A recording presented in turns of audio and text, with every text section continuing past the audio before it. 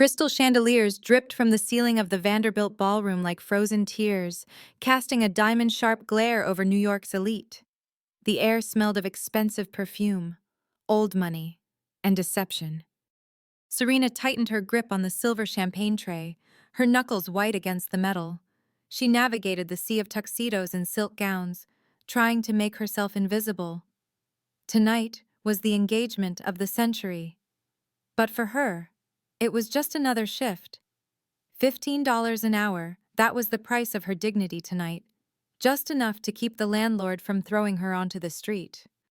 Serena whispered to herself, keeping her head down.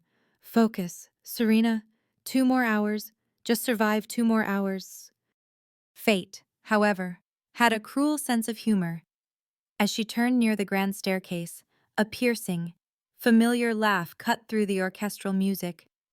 Lila Thorne's voice rang out. "Oh, watch where you're going, you nearly ruined my train." Serena froze. She slowly lifted her eyes. Standing before her, bathed in the golden spotlight, was Lila Thorne, the woman of the hour. She was draped in a custom Vera Wang gown, clinging to the arm of Gabriel Stone, the tech tycoon. But Serena didn't see the glamour. She saw the girl who had slept in the bunk bed next to her at the orphanage, the girl who had vanished the night before the Vanderbilts arrived to find their lost daughter. Serena's breath hitched in her throat. Her gaze locked onto Lila's neck. There, resting against the imposter's flawless skin, was a ruby teardrop necklace, her necklace, the only thing Serena's mother had left her.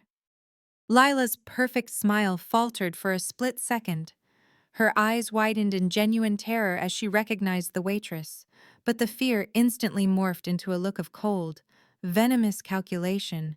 She knew exactly who stood before her. The true heir. The threat.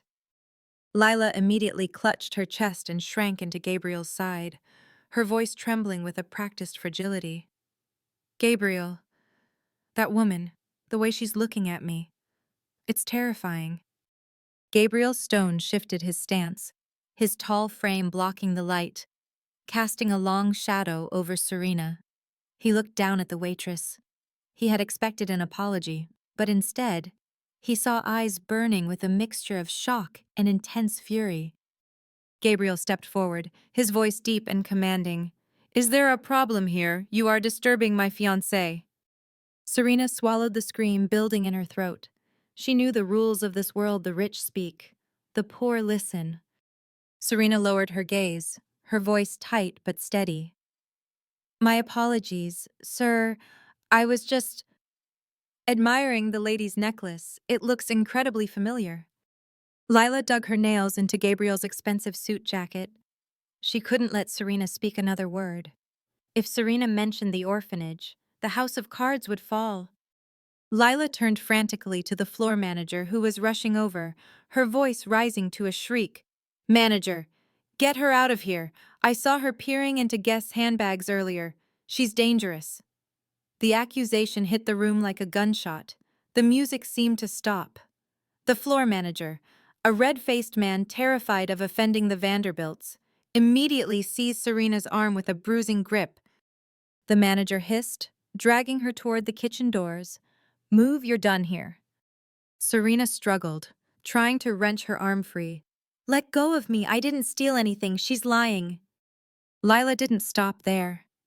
She pulled Gabriel along, following them into the service corridor. Away from the prying eyes of the guests, she needed to bury Serena, not just eject her. Lila pointed a shaking finger at Serena's apron pocket. "Check her just now. When she bumped into me, I felt your watch slip. Gabriel, I think she took it." Gabriel frowned and touched his wrist. His brow furrowed. The Patek Philippe worth more than this entire catering company was gone. He looked at Serena, his dark eyes narrowing. He didn't fully trust Lila's theatrics, but the missing watch was a fact he couldn't ignore. Gabriel ordered, his tone icy and devoid of emotion. "Empty your pockets." 2 security guards pinned Serena against the cold wall. The manager roughly shoved his hand into her apron pocket and pulled out a heavy, gleaming object. the Patek Philippe. Silence suffocated the hallway. Serena stared at the watch in horror. Lila must have slipped it into her apron when she feigned fear moments ago. It was a sleight of hand worthy of a magician or a master thief. Lila gasped, covering her mouth with her hands. "Oh my God! Gabriel, look, how could she? You donate millions to charity, and this is how these people repay you." Gabriel stepped into Serena's personal space. He was intimidating, radiating raw power and suppressed anger. He tilted her chin up with one finger, forcing her to look at him. Gabriel spoke softly, dangerously. "Do you have an explanation, or is this just who you are?" Serena tasted blood where she had bitten her lip. Tears threatened to spill, but she refused to let them fall. She would not give Lila the satisfaction of seeing her break. Serena looked straight into Gabriel's eyes, her voice unwavering and laced with steel. "I didn't take it. And you know what, Mr. Stone, someday you're going to realize that the woman standing next to you has faster hands than any pickpocket in this city. That watch didn't walk into my pocket, just like that ruby necklace didn't originally belong to her." Gabriel paused. The words hung in the air. This wasn't the plea of a guilty thief, it was a challenge. Her eyes held a depth of honesty that unsettled him. Lila saw the hesitation in Gabriel's face and panicked. She screamed, her voice cracking. "Call the police, I want her gone. She's trying to frame me to save her own skin." The security guards didn't wait for Gabriel's command. They dragged Serena to the back exit and shoved her hard. She stumbled and fell onto the wet pavement of the alleyway. Serena pushed herself up, her palms scraping against the concrete. Rain poured down in sheets, soaking her instantly, washing away the blood from her lip but not the fire in her heart. She looked up at the mansion's illuminated window. Lila was there, looking down, a triumphant smirk on her face. Serena clenched her fists until her nails dug into her skin. Serena whispered into the storm, her voice a low growl of absolute conviction. "Keep that crown polished, Lila, because I'm coming back for it. And when I do, I'm taking everything. The name, the family, and the life you stole." 3 days had passed since the engagement party disaster, but the silence in Gabriel Stone's corner office was deafening. Rain lashed against the floor-to-ceiling windows, mirroring the storm brewing inside his mind. Gabriel stared at the high-resolution photograph on his tablet. It was a zoomed-in shot from the party specifically, a close-up of Lila's neck.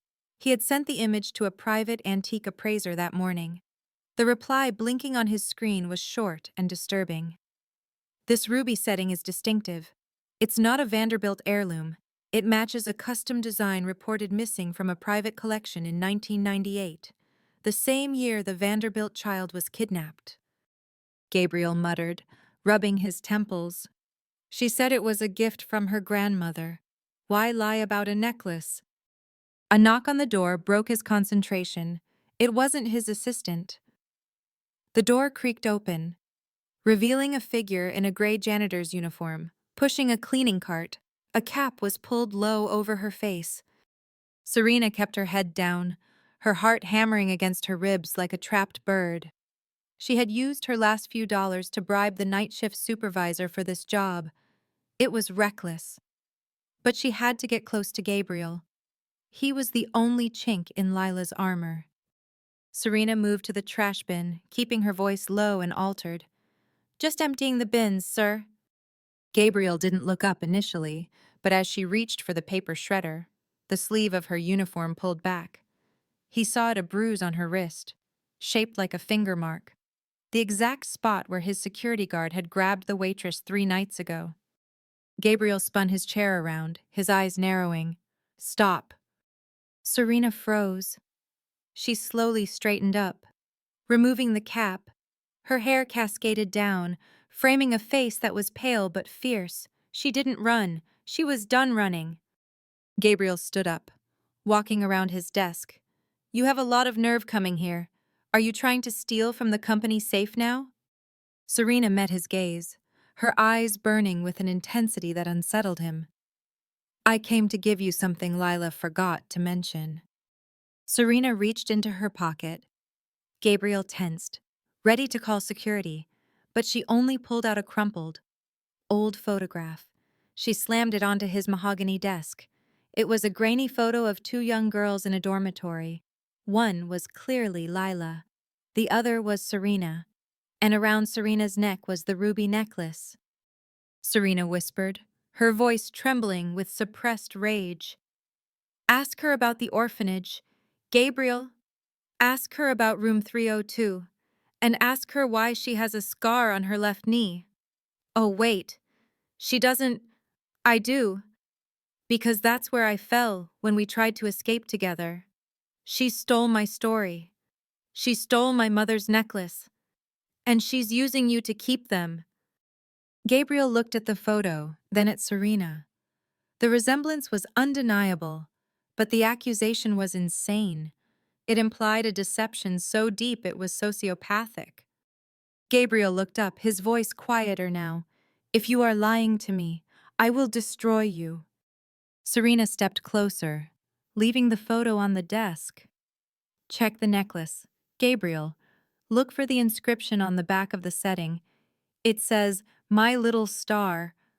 Lila doesn't know it's there because she never takes it off. If I'm wrong, put me in jail. If I'm right, ask yourself who you're marrying. Serena left the office through the service elevator, her adrenaline crashing. She had planted the seed. Now she just had to survive long enough for it to grow. She didn't know that the elevator security camera feed was being mirrored to a phone in the back seat of a limousine parked 2 blocks away. Lila watched the screen, her face twisted into a mask of pure, unadulterated malice. The perfectly manicured fingers holding the phone turned white. She saw Serena talking to Gabriel. She saw the photo on the desk. Lila hissed at the driver, her voice sounding like grinding glass. She's still alive. You said she was scared off. The driver, a man with a scar across his cheek, kept his eyes on the road. She's persistent, Miss Thorne. Lila slammed the phone down. I don't pay you for persistence. I pay you for results. She just talked to Gabriel. If he checks that necklace, I'm dead. Do you understand? I lose everything. Lila took a deep breath, her eyes going dead and cold. Fix it. Tonight, make it look like a robbery gone wrong. Just make her stop talking. Serena walked into the underground parking garage. It was empty, the fluorescent lights buzzing ominously overhead. Her footsteps echoed on the concrete. She had a bad feeling, a prickling on the back of her neck that she had learned to trust growing up on the streets. She reached for her old sedan, fumbling for her keys. Suddenly, the squeal of tires echoed through the garage. Serena turned. A black SUV with no license plates was speeding down the ramp, heading straight for her. The headlights blinded her. Serena screamed and dove. No! She rolled over the hood of a parked car just as the SUV smashed into where she had been standing. The sound of metal crunching against concrete was deafening. Her own car was crushed like a tin can. The SUV reversed, gears grinding, preparing for a second strike. The driver wasn't fleeing. He was finishing the job. Serena scrambled across the floor, glass shards cutting into her palms. She was trapped between 2 parked cars. The SUV roared, revving its engine. Serena closed her eyes, bracing for impact. Is this it? Is Lila going to win? Suddenly, a blaring horn cut through the noise. A sleek silver sports car drifted around the corner, screeching to a halt between Serena and the attacker. It was a McLaren, Gabriel's car. Gabriel slammed his door open, stepping out with a tire iron he had grabbed from his trunk, his face a portrait of fury. He had followed Serena down, suspicious and needing more answers, only to walk into a murder scene. Gabriel shouted, swinging the iron as the SUV accelerated toward him. Back off! The assassin. Seeing the billionaire and, more importantly, the cameras that were now recording Gabriel Stone panicked. The SUV swerved violently, clipped a pillar, and sped toward the exit, disappearing into the night. Gabriel dropped the tire iron and ran to where Serena was huddled on the ground, bleeding from the glass cuts. Gabriel knelt down, his expensive suit soaking up the oil and grime of the garage floor. His voice was no longer cold, it was urgent, terrified. "Serena, can you hear me?" Serena looked up, her vision blurring. She saw Gabriel, not as the arrogant billionaire, but as a man who had finally seen the truth. Serena whispered before darkness took her. "I told you. She wouldn't stop." Serena woke to the smell of sandalwood and expensive linen, a sharp contrast to the moldy scent of her apartment. Panic surged instantly. She sat up, wincing as pain shot through her bandaged ribs. She wasn't in a hospital. She was in a room that looked like a fortress wrapped in velvet. Gabriel Stone was sitting in a leather armchair by the window, watching the city skyline. He looked exhausted, his tie undone, a glass of amber whiskey in his hand. He turned as he heard the rustle of sheets. Gabriel stood and walked toward the bed, his expression unreadable. "Easy. You have 3 broken ribs and a concussion, but you're safe. No one knows you're here." Serena pulled the silk duvet up to her chin, her eyes darting around the room. "Lila, the driver." Gabriel sat on the edge of the bed, placing a folder on the nightstand. His arrogance was gone, replaced by a heavy, remorseful gravity. "The driver has been taken care of by my private security. He talked. He confirmed Lila paid him." Serena let out a breath she didn't know she was holding. Tears pricked her eyes not from fear, but from relief. For the first time in her life, someone believed her. Gabriel tapped the folder. "I ran your DNA against the sample the Vanderbilts have on file from 20 years ago. It's a match. Serena, you are the lost daughter. You are the Vanderbilt heir." Serena closed her eyes, a single tear tracking down her bruised cheek. "She stole everything. Gabriel, my childhood, my mother's memory. She even stole the grief my parents felt." Gabriel reached out, hesitating for a moment before covering her rough, scarred hand with his own. His touch was warm, grounding. "The wedding is in 2 days. Lila thinks you are in a coma in a state hospital. I planted that information myself. She thinks she has won." Serena looked up, her eyes hardening into diamonds. "Let her think that. I don't just want my name back. Gabriel, I want her to feel what I felt. I want her stripped of every lie, in front of everyone she tried to impress." Gabriel's lips curled into a dark, dangerous smile. It was the smile of a predator who had finally found a partner worthy of the hunt. "Then we won't cancel the wedding. We'll turn it into a trial.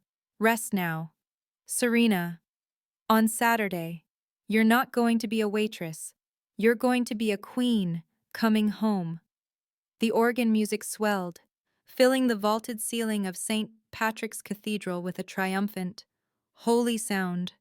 Hundreds of guest senators, celebrities, and tycoons stood in awe. Lila Thorne walked down the aisle, a vision in white lace. She clutched her bouquet of white roses, tears of joy perfectly staged in her eyes. Inside, she was screaming with victory. "I did it," she thought. "The waitress is gone. The fortune is mine. I am untouchable." She reached the altar where Gabriel stood. He looked devastatingly handsome in his tuxedo, but his face was stone cold. Lila didn't care. She smiled at her parents, the Vanderbilts, who sat in the front row, wiping away tears. The priest cleared his throat. "If anyone here has any reason why these two should not be joined in holy matrimony, speak now or forever hold your peace." Lila smirked inwardly. Silence, perfect silence. Gabriel suddenly stepped back from the altar. He pulled his hand away from Lila's as if she were burning him. The microphone on his lapel was live, amplifying the sound of his movement throughout the massive cathedral. Gabriel spoke, his voice booming like thunder. "I object." A collective gasp swept through the pews. The Vanderbilts stood up, confused. Gabriel, what is the meaning of this? Lila laughed nervously, reaching for his arm. Gabriel, darling, you're joking. Gabriel turned to the massive oak doors at the back of the church. I am not marrying a fraud, and I am certainly not marrying a thief. The heavy oak doors groaned open. The sunlight from outside cut through the dim interior, silhouetting a figure. Serena stepped in. She wasn't wearing a waitress uniform. She was wearing a gown of deep crimson velvet, regal and terrifying. Her head was held high, her scars covered by makeup, her presence commanding the entire room. Lila screamed, her mask shattering instantly. No, you're supposed to be dead! The guests erupted into chaos. The cameras flashed blindly. Lila realized too late what she had admitted. Serena walked down the aisle, the sound of her heels clicking like a ticking clock. She didn't stop until she stood toe-to-toe with Lila. She looked at the Vanderbilt parents, who were staring at her in shock, seeing the face of their own mother in Serena's features. Serena turned to Lila and held out her hand. Give it back. Lila trembled, backing away. I don't know what you're talking about, security. Gabriel signaled to the projection screen set up for the wedding video. Instead of a romantic montage, a massive image appeared, a high-resolution scan of the ruby necklace Lila was wearing right now. Next to it, a photo of the back of the setting, taken while Lila was asleep. The inscription was clear, for my beloved Serena, 1998. Serena stepped closer, her voice cutting through the noise. That belongs to me. That name belongs to me. And those parents belong to me. Mr. Vanderbilt, shaking, stepped over the velvet rope. He looked at the scar on Serena's neck, then at the necklace on Lila. The realization broke him. He looked at Lila with horror. You imposter! Lila lunged at Serena. A desperate, feral animal cornered. I earned it, I played the part, you were nothing. But before she could touch Serena, security guards swarmed the altar. They didn't take Serena. They grabbed Lila. Serena stood amidst the chaos, the Crimson Queen in a sea of white lies. She watched as the false princess was dragged away, screaming. She turned to Gabriel, who offered her his arm not as a savior, but as an equal. Serena looked at the stunned crowd and spoke into the silence. My name is Serena Vanderbilt, and the show is over. The silence in the Vanderbilt mansion was different now. It wasn't the hush of secrets. It was the heavy, suffocating silence of guilt. The morning sun streamed into the sunroom, illuminating the dust motes dancing in the air, the only things moving in the room. Mrs. Vanderbilt sat on the floral sofa, her hands trembling as she reached for a teacup that rattled against its saucer. She looked aged, 10 years added to her face in the span of a week. Opposite her sat Serena. The crimson velvet was gone, replaced by a sharp, tailored business suit. She sat with a straight spine, looking not at her mother, but at the garden beyond the glass. Mrs. Vanderbilt whispered, her voice cracking with desperation. Serena, darling, please look at me. We didn't know. She knew things only you could know. She had the lullaby, the stories. Serena slowly turned her head. Her eyes were dry. She had cried all her tears in the orphanage dormitory years ago. Serena spoke, her voice calm but distant. She knew those stories because I told them to her to help her sleep. She stole my memories before she stole my life. But you didn't look close enough. You wanted the fairy tale to be true so badly that you ignored the cracks. Mr. Vanderbilt stood by the fireplace, unable to meet his daughter's eyes. We are pressing full charges: fraud, identity theft, attempted murder. Lila will never see the outside of a cell again. We are scrubbing her name from every record. Serena stood up. The movement made her parents flinch, as if they expected her to leave again. Serena walked to the table where a stack of legal documents lay. I'm not asking for your money. I'm taking control of the foundation. The one she used to launder her image. I'm turning it into a scholarship for kids in the system. Kids like I was. Kids you forgot. Mrs. Vanderbilt stood up, tears streaming down her face, reaching out a hand but stopping inches from Serena's shoulder. Can we? Can we ever fix this? Can we be a family? Serena looked at the hand that had held an impostor for 5 years. She didn't pull away, but she didn't lean in either. Serena answered softly, Trust is earned, not inherited. You have a lot of work to do. But I'm not leaving. I'm staying right here. This is my house now. New York City sprawled below, a glittering grid of ambition and dreams. The gala for the Serena Cross Foundation was in full swing downstairs, a roar of applause and champagne toasts. But up here on the terrace, the air was cool and quiet. Serena leaned against the stone railing, the wind playing with the hem of her silver gown. She touched her neck. The ruby teardrop necklace was there, cool against her skin, finally resting where it belonged. It no longer felt heavy. It felt like armor. Footsteps approached from behind. She didn't need to turn around to know who it was. The scent of cedar and rain gave him away. Gabriel Stone stopped beside her, placing 2 glasses of champagne on the railing. He looked different, too. The hardness around his eyes had softened, replaced by a look of reverence. Gabriel smiled, looking out at the skyline. They are calling you the Iron Empress down there. Apparently. You fired 3 board members before the appetizers were served. Serena took a sip of champagne, a small smirk playing on her lips. They were skimming off the top. I have zero tolerance for thieves. Gabriel, you know that.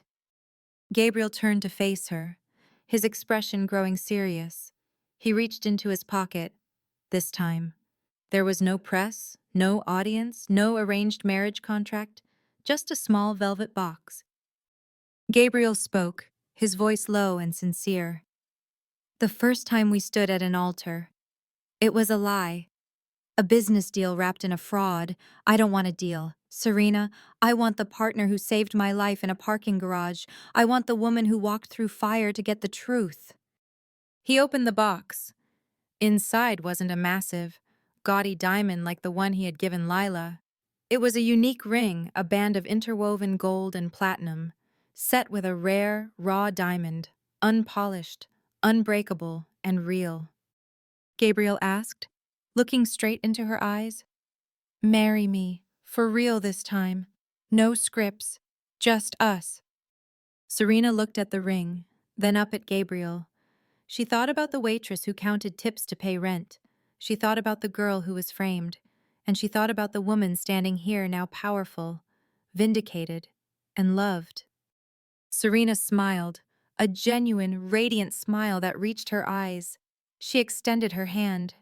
I'm warning you. Stone, I'm not easy to handle. Gabriel slid the ring onto her finger. It fit perfectly. Gabriel kissed her hand, then pulled her close. I wouldn't have it any other way. Below them, the city lights shined bright, but they were nothing compared to the fire of the woman who had reclaimed her crown.